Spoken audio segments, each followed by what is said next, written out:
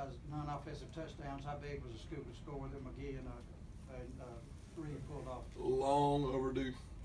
Long overdue. You know, we felt like we've been close several times this year. We've been emphasizing it, and you know, I think Coach Tucker and the defensive staff do a tremendous job. They show the non-offensive touchdowns from the SEC every week on, I think, Tuesday or Wednesday in the meeting, and it's really cool because you see everybody else score, but we hadn't been on there. So now we get to be on there, and the guys will be all jacked up in the meeting to get to watch it. Do you find it challenging as the weeks go on now to find new ways to challenge this team and keep them focused, especially when at least one of the goals you want is coming quicker? It's a challenge every week. I mean, the challenge exists in playing in the SEC, so all the other stuff is a distraction. The focus is South Carolina. That's a challenge in and of itself. We know what kind of football team they got. We know they've got really good athletes. So we focus on the challenge that's in front of us, not the one that exists around us. Kirby, as a guy who played in this game yourself, how do you feel for those seniors? You know, you asked them to stand up at the beginning of the week if they'd beaten Florida. Nobody did, and now they can.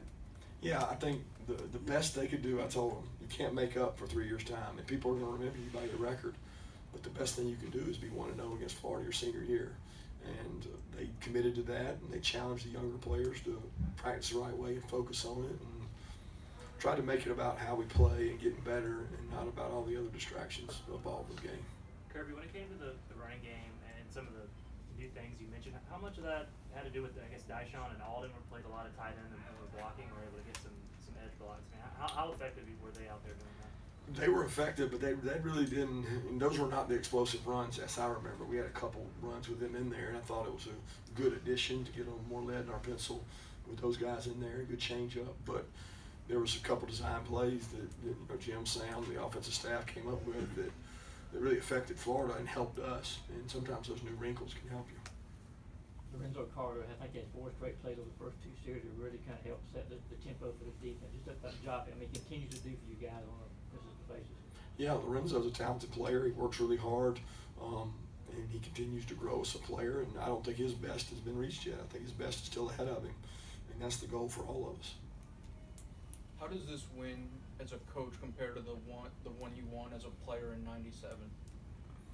I think when you talk about coaching and your whys, the players, and you want to give back to them, that's what it's all about. I mean, I don't remember that one in '97 much at all. This one is much more important. The senior class who has bought in to our regime and bought in to a change in staff, and to have them get some success and rewards in this game, I think is really positive. After the issues in the red zone last season, how nice is it to see your team make a stop on the 2-yard line there in the second quarter?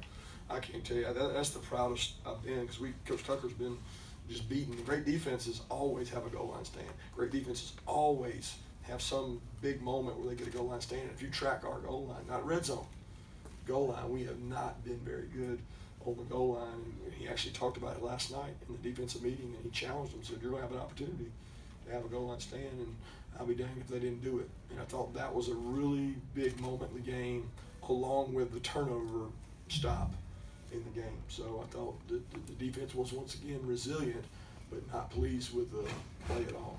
When Jake came out late after those couple delayed game penalties, was that at all you trying to send a message to him when he came out after those 2 penalties? No, that was just so y'all wouldn't ask me why Jacob didn't play.